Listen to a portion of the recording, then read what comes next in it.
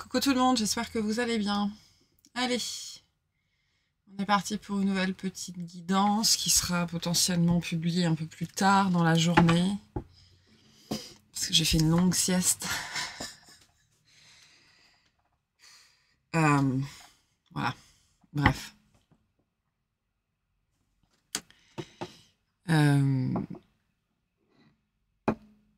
J'ai décidé, en fait, il y a 3 semaines. Quand est-ce que j'étais à Cavalère? Il y a 3 semaines, j'ai décidé que j'allais aller faire, comme ça, une cure thermale, que ça me ferait sans doute du bien. Et donc, il y a un petit peu de cette flotte-là que je bois 6 fois par jour.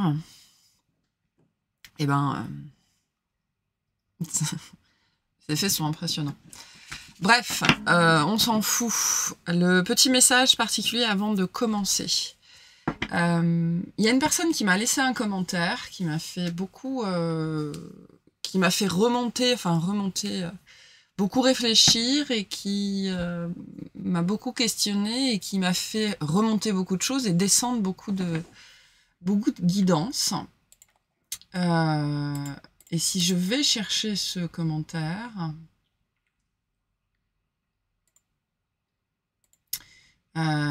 une personne qui prenait l'extension et qui me disait que l'extension, cette fois, ne lui parlait pas, donc ben, ça arrive, hein, c'est pas un problème, et qui me dit, en revanche, j'ai très fortement ressenti ce que j'interprète comme votre propre souffrance. Cela m'a vraiment atteint physiquement, j'espère que vous allez bien.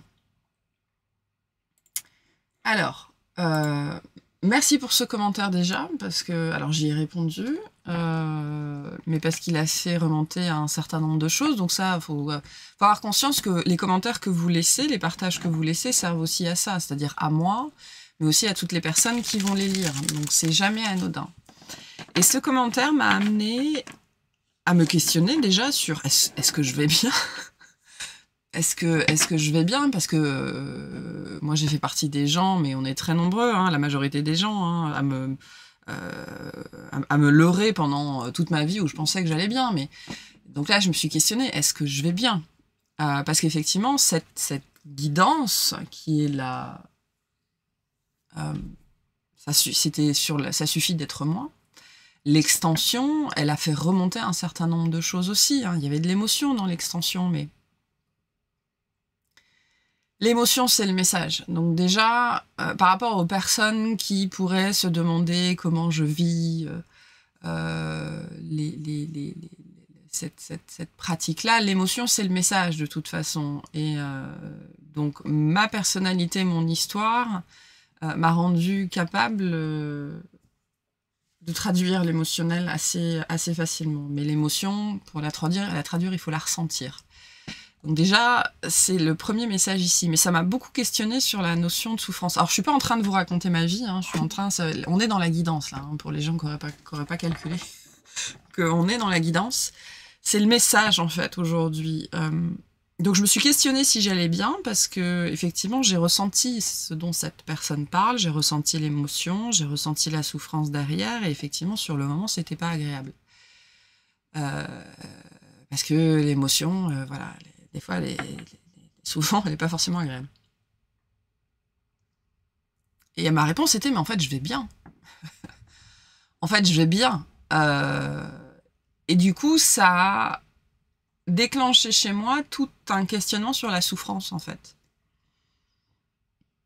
Et c'est un questionnement qui a été nourri par une expérience que j'ai faite en constellation familiale il n'y a pas très longtemps, où justement, la notion...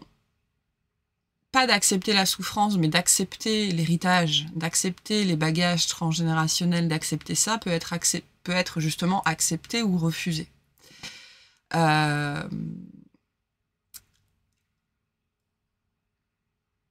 Et c'est une question complexe, ça. On peut refuser. On peut tout à fait refuser. Il faut être conscient qu'on peut refuser. Mais moi, pendant que je réfléchissais à cette question-là, la réponse que j'ai eue, enfin en tout cas la réponse qui m'est venue, c'est pas une réponse, c'est une piste de réflexion qui m'est venue, a consisté à me demander pourquoi t'es là du coup. Il faut se souvenir que si vous êtes ce que vous êtes aujourd'hui, notamment en termes de capacité psychologique et émotionnelle, c'est grâce à vos ancêtres, à vos parents, à votre ascendance. Le cheminement, là où vous en êtes, est le résultat du cheminement de vos lignées, d'accord, des lignées de vos parents. Et donc, cette question, elle est venue vraiment donner un éclairage différent à ça. Mais pourquoi tu es là? Si tu n'es pas là pour aider, puisque ta personnalité, ta psyché, ta capacité émotionnelle, ta maturité émotionnelle, ton languissement intérieur font que tu es tourné de toute façon vers la guérison de la souffrance, si tu n'es pas là pour aider à ça, finalement, pourquoi tu es là? Et donc, s'en est suivi, je vous promets, il y a un message derrière, s'en est suivi toute une réflexion sur justement la notion de la souffrance.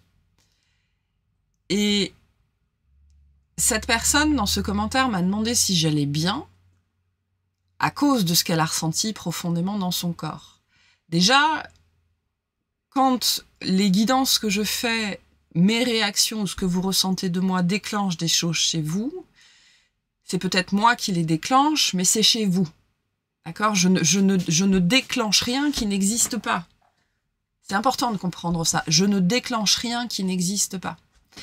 Donc, effectivement, à l'écoute ou à la vue de l'émotion qui passe à travers moi, ça peut déclencher des choses physiques chez vous. Mais c'est à vous. Ça n'est pas à moi. Donc déjà, quand vous avez l'impression que je vis quelque chose, que je fais quelque chose, que je dis quelque chose, non. Je fais quelque chose qui réveille autre chose chez vous. Donc faites très attention à la projection. Ça, c'est toujours très important. Et ensuite, il y a toute cette réflexion qui m'a été envoyée sur le fait que c'est pas une réflexion empirique, dans le sens où ça concerne pas du tout, c'est pas une vérité humaine. Enfin, si, c'est une vérité humaine, mais elle est temporelle. C'est-à-dire qu'elle concerne pas tous les êtres incarnés aujourd'hui, mais elle concerne tous les êtres incarnés à un moment donné de leur chemin. On est là, non pas pour souffrir, mais pour apprendre à souffrir, c'est-à-dire pour le faire avec grâce. Et souffrir, c'est quoi? Souffrir, c'est ressentir l'émotion. C'est accepter l'émotion qui passe à travers nous, que ce soit la nôtre, c'est-à-dire celle qui est coincée à l'intérieur de nous depuis très très très longtemps, soit parce que c'est la nôtre, soit parce que ça fait des générations qu'elle attend une personne dont le parcours la rende capable justement de ressentir les choses difficiles, et on en revient du coup à pourquoi tu es là si tu refuses cet héritage-là. Voilà. Mais on est concerné, nous, aujourd'hui, dans ce collectif, et après, il y a bien évidemment d'autres personnes, justement, par cet apprentissage-là. Apprendre à souffrir avec grâce. Parce que j'ai souvent dit à une période que la douleur était inévitable, la souffrance est non obligatoire. Et c'est vrai, mais la souffrance, c'est un apprentissage. D'accord ? Apprendre à souffrir, c'est un apprentissage. Et c'est pas apprendre à souffrir, c'est pas se résigner à être malheureux, absolument pas. C'est justement être heureux dans cette acceptation, pas malgré, mais avec cette acceptation que la souffrance fait partie de la vie, que ce soit la souffrance physique, la souffrance émotionnelle. On va beaucoup parler de la souffrance émotionnelle ici, mais la souffrance au sens large. Souffrir avec grâce, c'est quoi? En tout cas, la façon dont on me l'a envoyé, c'est savoir qu'on va bien, c'est tout faire pour aller bien à l'intérieur de soi, c'est-à-dire régler ses propres problèmes au fur et à mesure qu'ils se présentent, parce qu'ils ne se présentent pas tous en même temps, sinon notre psyché, elle supporterait pas le processus, d'accord, parce que la psyché est en même temps extrêmement résiliente et en même temps extrêmement fragile, et donc tout vient par moment, hein, quand on est prêt, mais aussi la souffrance des autres, la souffrance qui nous traverse, d'accord? Les gens qui sont très sensibles, je vais rien vous apprendre, quand vous êtes assis à côté de quelqu'un qui a mal, vous avez mal en général. Donc, vous êtes perméable à la souffrance des autres. Et apprendre à souffrir, c'est comme le savoir-être, hein. Il y a savoir-être, savoir souffrir. C'est justement apprendre à être heureux en réglant ses propres souffrances quand elles se présentent, tout en acceptant que la souffrance va revenir. encore, et encore, et encore, que ce soit la vôtre, mais ça, là, elle va de plus en plus s'éparpiller dans le temps, ou que ce soit celle des autres. Voilà. Celle des autres qui aspirent à être ressentie. Hein. Il faut savoir qu'on vit dans une atmosphère. Imaginez que la Terre est entourée d'un espèce de gros nuage noir dégueulasse, et c'est toutes les émotions non ressenties, en fait. Donc on vit là-dedans en permanence, dans tout ce qui n'a pas été nettoyé, dans tout ce qui n'a pas été transmuté. Et donc, ça pue, c'est chiant, mais c'est aussi un réservoir phénoménal pour les personnes, pas les personnes, les êtres incarnés qui décident de faire cet apprentissage-là. Et cet apprentissage-là, il va pas se faire en une vie, il va pas se faire en un claquement de doigts. Il commence par se faire par répondre à la question « Qu'est-ce que c'est que la souffrance ?» en fait. Bon, on part dans des considérations un petit peu plus éloignées ici, mais souffrir, ça veut pas dire qu'on va pas bien. Et pour certaines personnes, peut-être que ça peut vous aider à changer de regard sur vous, en fait. On peut, l'un n'exclut pas l'autre, en fait. L'un n'exclut pas l'autre. D'ailleurs, aller bien, c'est fluctuant. Hein. Pendant très longtemps, on va très mal, alors qu'on croit qu'on va très bien. Voilà, donc déjà, il y a une question de perception. Et puis après, quand on commence à se rendre compte qu'on va peut-être pas si bien que ça, les moments où on va bien disparaissent comme peau de chagrin, et on va surtout mal. Et plus on travaille sur soi, plus la balance qui était comme ça, qu'on commence à faire comme ça, en fait. Et on va bien de plus en plus souvent, et de temps en temps, on se fait surprendre, comme moi dans les guidances, par exemple, ou même dans ma vie de tous les jours, par une vague de souffrance, en fait, qui est une vague émotionnelle qui n'a pas été ressentie. Donc voilà. Vous êtes là pour ça, entre autres. On est là pour plein de choses, mais cet apprentissage-là de la souffrance, d'accord, et pas de la douleur. Hein. La douleur, c'est vraiment... La douleur, c'est l'épisode qu'on va vivre, qui va être... Voilà, c'est la douleur. La douleur, c'est souvent quelque chose qui est saisissant. C'est le premier truc qui fait mal. La douleur, elle a disparu, en fait. Elle n'est plus là. Parce que la douleur, c'est ce qui vient nous faire mal. C'est-à-dire, si je me prends une claque, la douleur, c'est quoi? C'est la claque. C'est ce que la claque a généré dans l'instant. Mais après, la douleur, elle s'estompe. Ce qui reste, c'est la souffrance. D'accord? Ce qui reste, c'est l'hématome, c'est le bleu, c'est l'effet ricochet. Voilà. Et en fait, on passe sa vie à régler l'effet ricochet des douleurs. Ça, c'est la souffrance. Mais c'est pas parce qu'on ressent de la souffrance qu'on va pas bien. Voilà. Et je vous promets, ça s'améliore. Hein. Pour les personnes qui croiraient pas, je vous promets, ça s'améliore. Mais ça passe par régler justement ses propres souffrances à l'intérieur. Et plus vous allez régler les vôtres, plus il y aura de la place pour celles des autres. Et donc ça, on revient à cette question du transgénérationnel. Si vous estimez que vous avez une solidité émotionnelle, une solidité psychologique, que vous avez une aisance émotionnelle, que vous avez voilà, quelque chose comme ça, si vous ne faites pas ce travail-là de purge émotionnelle, votre lignée, parce qu'on me montre, si vous le faites par, il y a des gens qui vont le faire pour eux, super, moi par exemple je le fais pour moi, il y a des gens qui vont le faire pour leurs ancêtres, parfait, il y a des gens qui vont le faire pour leurs enfants, ok, très bien, et il y a des gens qui vont pas le faire, mais c'est-à-dire par choix en fait, je ne veux pas sortir les poubelles de ma famille en fait, sachant que tout a mené en termes de génétique, en termes d'événements de vie, en termes de lignée de vie, en termes de chemin de vie, tout a mené à les rendre capables de sortir les poubelles. Et donc, il y a cette question qui est posée. Et je n'ai pas de réponse, en fait. Hein. C'est une question qu'on vous invite à vous poser, vous, personnellement. Ok, pourquoi t'es là, alors? Pourquoi t'es là? Et qui tu es dans cette lignée? Voilà. C'est-à-dire qu'en gros, soit on est quelqu'un qui va sortir les poubelles, soit on est quelqu'un qui va continuer à faire s'entasser les poubelles, ou soit on est quelqu'un qui va continuer, non pas forcément à faire s'entasser, mais à les laisser à l'intérieur et à les laisser moisir et pourrir à l'intérieur. Voilà.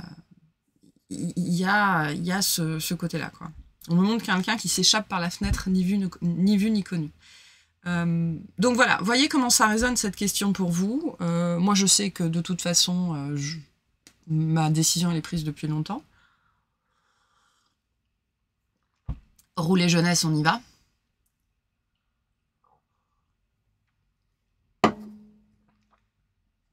Ah, ou patiner vieillesse, hein, j'en sais rien, mais... Bref, voilà, il y a une question à se poser ici sur si tu ne fais pas ça, tu fais quoi? En fait, parce que bien évidemment, faire ça, c'est... Quand on fait ça, on ne fait pas que ça. Bien sûr qu'on ne fait pas que ça. C'est souvent une activité, un hobby, qui va venir s'inscrire au travers d'une autre activité, d'une façon de vivre. Donc ça suppose toujours autre chose, en fait. Mais voilà.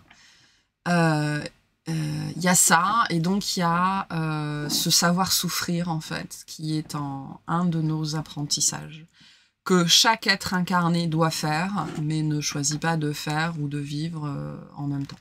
Voilà. Bon, bref.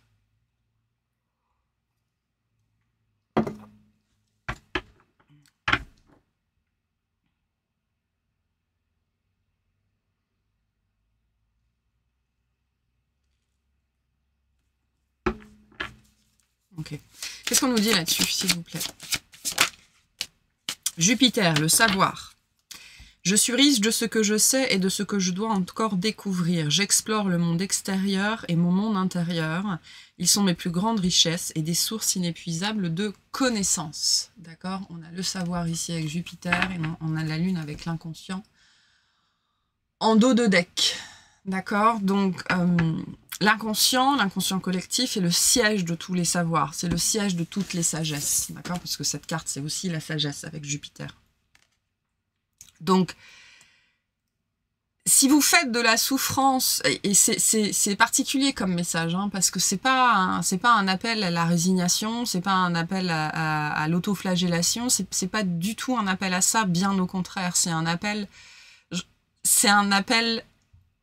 furieux à la lumière. C'est-à-dire que je sens les énergies qui poussent derrière, elles sont assez... avec ce côté, si tu fais pas ça, qu'est-ce que tu fais, en fait? Elles sont assez fortes, certes, pas tellement sévères, mais vraiment impérieuses, assez impérieuses, où on vient ici nous rappeler que c'est aussi au travers de l'expérience de la souffrance que la plupart des expériences se font, en fait, en tant qu'être humain.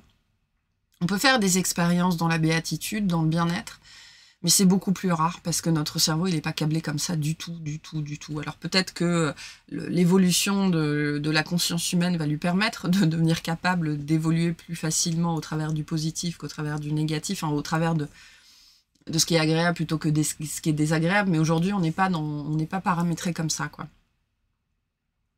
Et donc la souffrance est un réservoir immense d'expérience et d'apprentissage.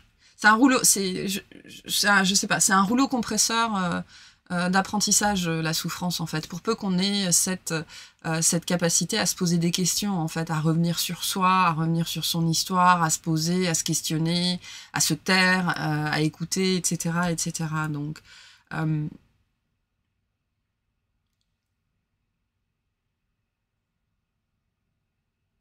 la souffrance démontre une certaine richesse, d'accord? Une certaine richesse de souffrance, bien évidemment, mais une certaine richesse d'expérience, en fait, la vôtre, mais celle des gens avant vous aussi. Et donc, par la souffrance, on vous transmet aussi énormément d'expérience. Et donc, finalement, cette question, si tu fais pas ça, qu'est-ce que tu fais, vient supposer aussi qu'est-ce que tu vas faire des autres héritages.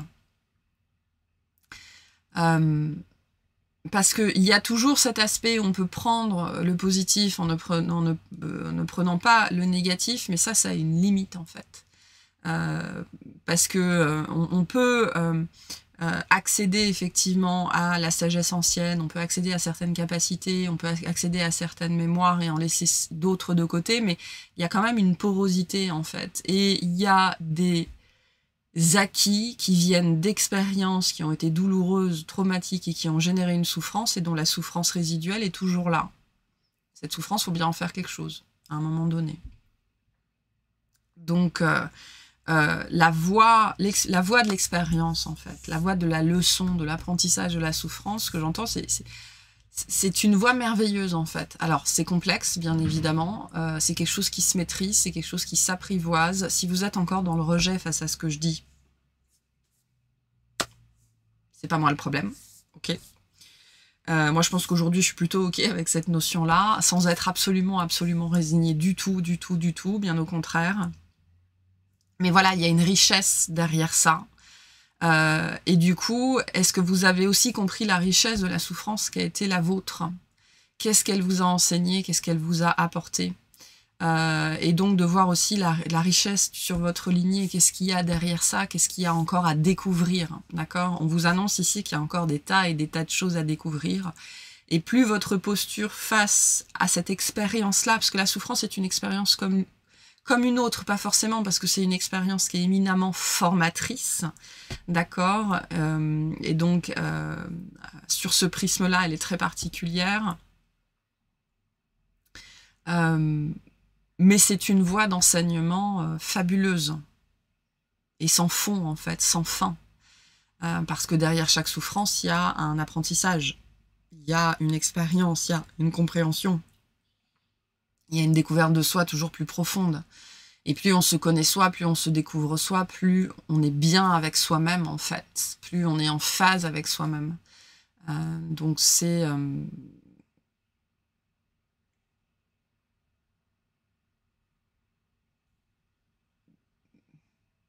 c'est une voie royale de découverte et d'apprentissage. C'est pour ça qu'on pose cette question. Qu'est-ce que tu vas faire, en fait? Qu'est-ce que tu vas faire si tu fais pas ça? Donc c'est une source inépuisable au niveau de l'inconscient collectif, vraiment d'expériences qui ont été faites et qui n'ont jamais été intégrées, en tout cas d'un point de vue émotionnel. C'est-à-dire qu'il y a pu y avoir une intégration intellectuelle au moment où ça a été fait, mais si l'intégration émotionnelle elle n'est pas faite, ben, il manque une grosse partie du bordel quand même. On a Pluton avec la crise, Neptune avec la spiritualité et la maison 7 avec les relations.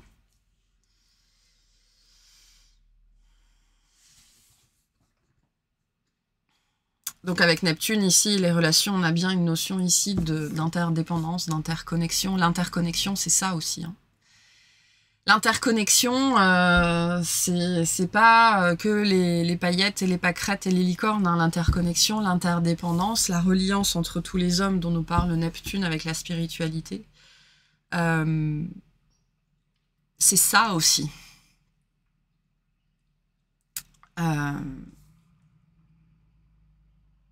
Parce que ici, je crois en l'amour universel qui réunit tous les hommes. Donc il y a cette énergie très forte qui nous lie les uns aux autres. D'accord? Derrière la souffrance, il y a quoi? Il y a de l'amour. La souffrance, elle existe pourquoi? Parce qu'on attendait de l'amour dans un espace où il n'y en a pas eu, en fait, où il y a eu de la blessure. On attendait de l'amour et il y a eu de la persécution. On attendait de l'amour et il y a eu de la brutalité. On attendait de l'amour et il y a eu de l'attachement. On attendait de l'amour et il y a eu de la dépendance. On attendait de l'amour et il y a eu de la critique. Derrière la souffrance, il y a de l'amour à la base. On est dans une période de guérison, c'est sûr. Pluton vient nous le redire, il est là, il ne nous lâche pas.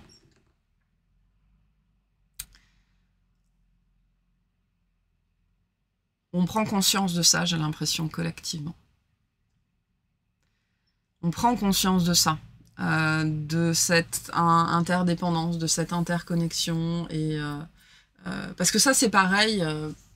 Je recevais ce message-là, je sais plus, hier ou avant-hier. Et c'est relié à ça, hein, bien évidemment. Vous savez, quand on est enfant, on veut être sorcière, magicien, chevaucheur de licorne, dresseur de fées.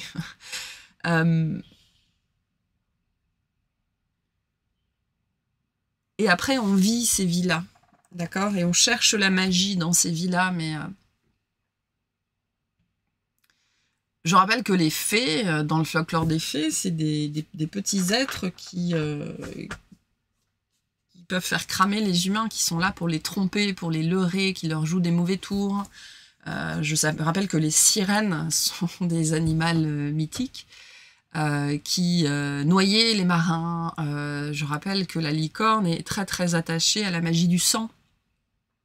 La sorcière, c'est pas beaucoup plus glamour, beaucoup plus rose, donc toutes ces voies-là auxquelles on aspire quand on est enfant, parce qu'on ne voit que le côté magique, que le côté j'ai une baguette magique et je fais apparaître des lapins violets. Ça, c'est du domaine de l'enfance. On peut vivre ces vies-là, mais ces vies-là viennent avec un certain pouvoir et de certaines capacités psychiques qui supposent et présupposent une vraie connexion à la souffrance. Parce que c'est aussi autre. Je ne sais pas si j'arrive à expliquer ce que j'essaye de transmettre. Je crois que je suis en train de me perdre dans le message. Mais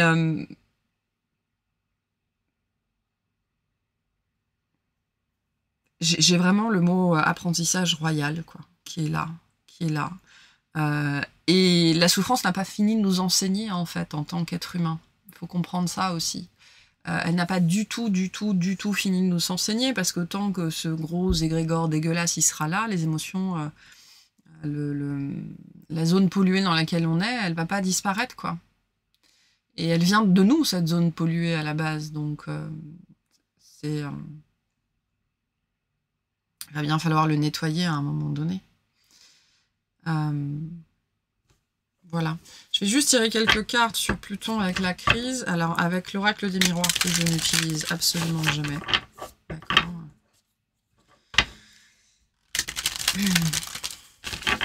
Je vais publier aussi très bientôt une vidéo sur les nouveautés 2025. J'espère que je vais pouvoir les mettre en place. Je sais que je vais les mettre en place. Je vais les mettre en place. Et les offres de Noël. Voilà. Donc je vous invite à écouter cette vidéo parce que, notamment pour 2025, il y a des choses un peu particulières dedans. Qu'est-ce qu'on a sur Pluton avec la crise? On a l'homme.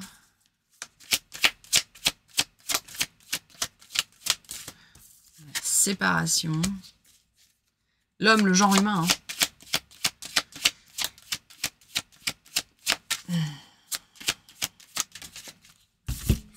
Et la naissance.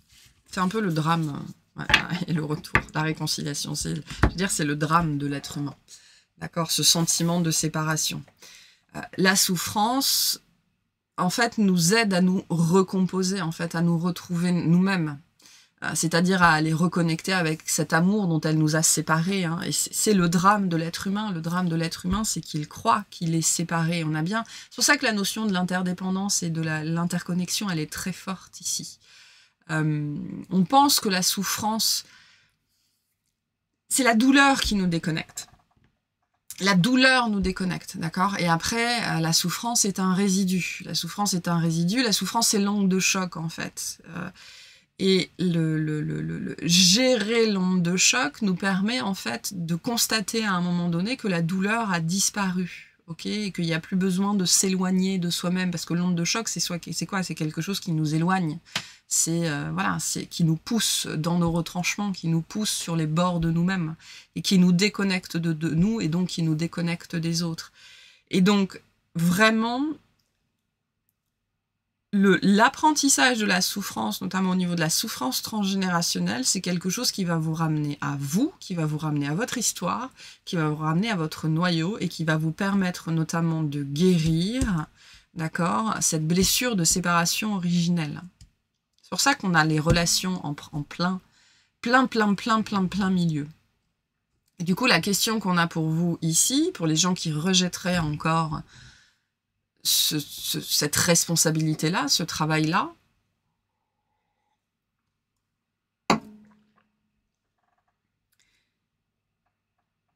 c'est que à un moment donné, toute énergie qui est issue d'une lignée, toute mémoire qui est issue d'une lignée va devoir être intégrée ou réintégrée. D'accord? Si c'est pas vous, ce sera vos enfants de toute façon. Ou les enfants de vos frères ou de vos sœurs, ou quelqu'un qui a rien à voir avec vous, qui va se retrouver avec ça sur le paletot, parce que y a des gens, je les appelle des stations d'épuration ambulantes, et ça va leur tomber sur le coin de l'œil de toute façon. Parce que c'est cette blessure-là de déconnexion qui empêche notamment l'être humain, ce qu'on appelle l'ascension. Alors, c'est plus compliqué que ça, mais c'est une étape obligatoire, en fait. La guérison de cette blessure de séparation. Et cette blessure de séparation, elle ne peut pas être guérie tant qu'on est dans le rejet, ne serait-ce que d'une part infime, de là d'où on vient, en fait. Et c'est pour ça qu'on avait ce message il n'y a pas très longtemps. Je ne sais plus si c'était dans une extension ou dans une guidance, mais ce message où rejeter et refuser, c'est pas la même chose. Et la très très très grande majorité du temps, on pense qu'on refuse alors qu'on rejette. Pourquoi? Parce qu'on rejette la souffrance, parce qu'on veut pas plus de souffrance, mais parce qu'on ne sait pas souffrir. Et souffrir, ça s'apprend. Souffrir, c'est un apprentissage. Et quand on sait le faire avec grâce, ça devient plus facile, d'accord? Parce que c'est jamais simple de souffrir. Mais c'est accueilli différemment et c'est vécu différemment. Il y a des gens qui ne seront pas prêts là, maintenant, dans cette incarnation-là. Il y a des gens qui vont réagir à tout ce que je raconte ici. Mais cette blessure de déconnexion, de séparation, d'accord, qu'on revit à chaque naissance, notamment, le sentiment de rejet et d'abandon, notamment de rejet, il vient essentiellement de là, à la base, quand même. Il faut le savoir. Donc c'est quelque chose dans notre inconscient qui nous pousse à revivre encore les mêmes choses et à refuser ce qui vient de nos parents et à refuser ce qui vient de nos ancêtres et qui nous éloigne toujours plus de nous-mêmes. Il y a un besoin ici de réconciliation, je pense, avec d'où on vient, avec sa lignée, avec qui étaient ses parents, qui étaient ses grands-parents, avec le fait qu'ils ne changeront jamais potentiellement. Pour apprendre à arrêter de rejeter, pour commencer à refuser. Et une fois qu'on a refusé, pour commencer à accepter, en fait. Et c'est la souffrance qui va vous amener à faire ça, en fait. Mais pour ça, il faut accepter de l'expérimenter. Il faut accepter de l'expérimenter à un moment donné. Bon, vous verrez ce que ce message évoque chez vous. Je vais m'arrêter là, je ne vais pas faire d'extension. Non, il est là. Il peut y avoir plusieurs niveaux de lecture différents ici, d'accord, plusieurs messages à recevoir. Alors, on me demande de vous lire les cartes que j'ai pas lues. La crise, je suis angoissée, je me sens impuissante, je suis paralysée par les obsessions qui me traversent, elles détruisent tout ce qui existe en moi et autour de moi, j'ai peur de tout perdre, je devrais me débarrasser de mes peurs en prenant le temps d'en connaître l'origine grâce à une thérapie ou une introspection. La lune, l'inconscient, mes intuitions et mes rêves m'initient au monde sensible. Je découvre une autre manière d'interpréter le monde et de libérer mon énergie féminine. Je me rends compte à quel point les souvenirs et le passé conditionnent mon présent. Je me laisse guider par mes émotions pour accepter et aimer mon histoire. Et je crois en l'amour universel qui réunit tous les hommes. Cela m'inspire pour créer des choses sublimes ou agir généreusement. Je sens que je fais partie d'un tout. Et qu'ensemble, nous ne formons qu'un. Je me laisse guider par la foi qui habite mon cœur. Je suis consciente de ma vie affective. Je visualise comment elle conditionne mon équilibre personnel. Donc, une bonne part de notre souffrance vient de cette déconnexion, de ce sentiment de séparation, en fait. Et se manifeste aussi au travers du rejet de son histoire, du rejet de ses parents, du rejet de son héritage, voilà, tout un tas de choses. Voyez comment ça fait écho pour vous. Il peut y avoir plein de choses différentes. Allez, un message ici, s'il vous plaît. Qu'est-ce qu'on a? La présence des anges. Tes anges veulent que tu saches qu'ils sont près de toi et qu'ils t'envoient des signes, mais tu es trop anxieuse pour les voir. Détends-toi, prends conscience que tu es entourée de tes anges et qui t'aiment inconditionnellement. Et remarque leur présence. Voilà, il y a des petits êtres partout. Donc, on essaye de vous envoyer des choses sur ce sujet-là. Accepte et laisse aller.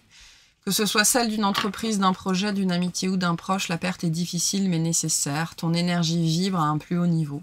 Tu dois accepter que certaines relations ou certains projets arrivent à leur terme. Souviens-toi que chaque personne que tu croises tient un rôle dans ta vie.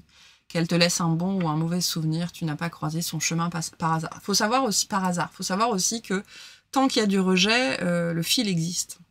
D'accord? Le rejet, au niveau psychique, tout comme il n'y a pas de négation dans l'univers, le rejet, c'est un moyen de maintenir le lien au travers de la souffrance. Voilà. Le rejet est un moyen de maintenir le lien parce qu'on continue à maintenir la souffrance, parce qu'on continue à maintenir... Le rejet, ça se maintient en fait. C'est une énergie qui est maintenue par notre inconscient, par notre énergie. C'est un lien qui persiste, le rejet. Donc, rejeter, c'est maintenir la relation, c'est maintenir le lien. Parce qu'il y a un effet focus avec le rejet. Okay, on croit qu'on va laisser derrière soi, on croit qu'on va s'élever plus haut, on croit que ça va arrêter d'un problème, mais tant qu'il y a un rejet, on continue à nourrir le lien. Ça, c'est peut-être un autre point de vue dont certaines personnes ont besoin. Et on a les capacités. Tes capacités ne demandent qu'à s'exprimer. Tu as en toi un grand potentiel créateur. Ton intuition est bonne. Fais appel à tes guides chaque fois que tu souhaites développer ton intuition et tes capacités. Ils accompagnent chaque être humain. J'ai super chaud.